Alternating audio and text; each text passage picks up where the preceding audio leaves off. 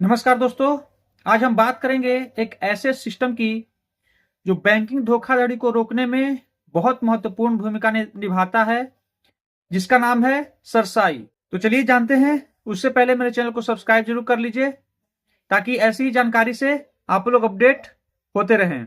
Cerci का पूरा नाम central registry of securitisation asset reconstruction and security interest of India है।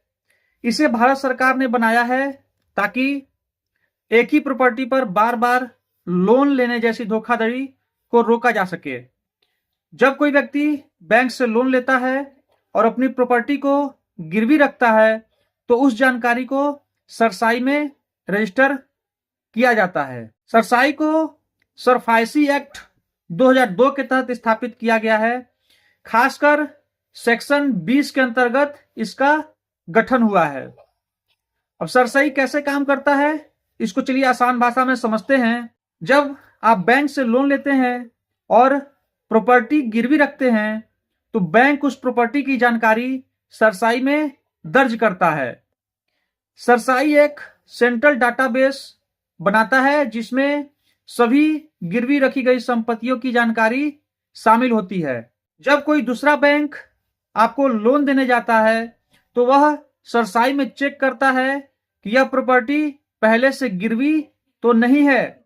उदाहरण से अगर हम लोग समझें तो मान लीजिए आपने अपनी जमीन पर किसी बैंक से लोन लिया है और बैंक उस जमीन को सरसाई में दर्ज करता है।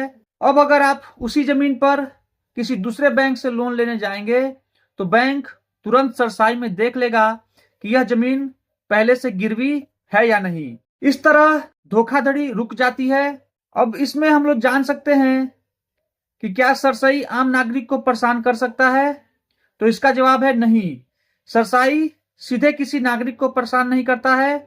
यह सिर्फ एक रिकॉर्ड रखने वाली संस्था है। लेकिन अगर आपने लोन लिया है और उसको चुकाया नहीं है तो बैंक सरफाइसी एक्ट के तहत कार्रवाई कर सकता है, जिसमें आपकी प्रॉपर्टी को जब्त या नीलाम किया जा सकता है।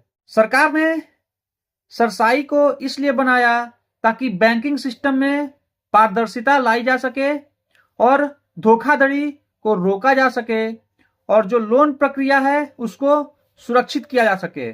सरसाई एक ऐसा मजबूत सिस्टम है जो बैंक और ग्राहकों दोनों के हितों की रक्षा करता है और भारत की वित्तीय व्यवस्था को सुरक्षित बनाता है। सरसाई खुद से कोई जांच नहीं करता, बल्कि यह डेटा आधारित सिस्टम है। यह बैंक को जानकारी प्रदान करता है।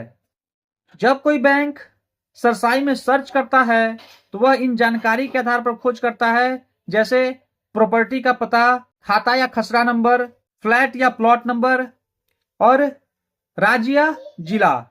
अगर वही प्रॉपर्टी पहले से कहीं गिरवी है तो सरसाई तुरंत उसे दिखा देता है। इसके अलावा बैंक व्यक्ति के नाम या पहचान से भी सर्च कर सकता है, जैसे नाम, पैन नंबर, आधार या कंपनी का नाम, अगर कोई कंपनी लोन ले रही हो तो। इससे पता चलता है कि व्यक्ति ने कहीं और लोन लिया है या नहीं। यह सारी जानकारी बैंक को मिलती है सरफाइसी एक्ट 2002 के तहत।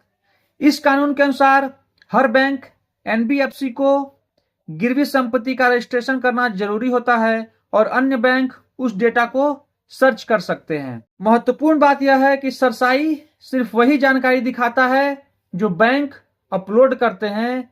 यह खुद से कोई वेरिफिकेशन या इन्वेस्टिगेशन नहीं करता है। सरसाई बैंक को डेटा सर्च के आधार पर जानकारी प्रदान करता है। वीडियो पसंद आया हो तो लाइक और शेयर जरूर करिएगा। चैनल को सब्सक्राइब करना मत भूलिएगा। मिलते हैं अगले वीडियो में ऐसी ही जानकारी के साथ। तब तक के लिए धन्यवाद दोस्तों।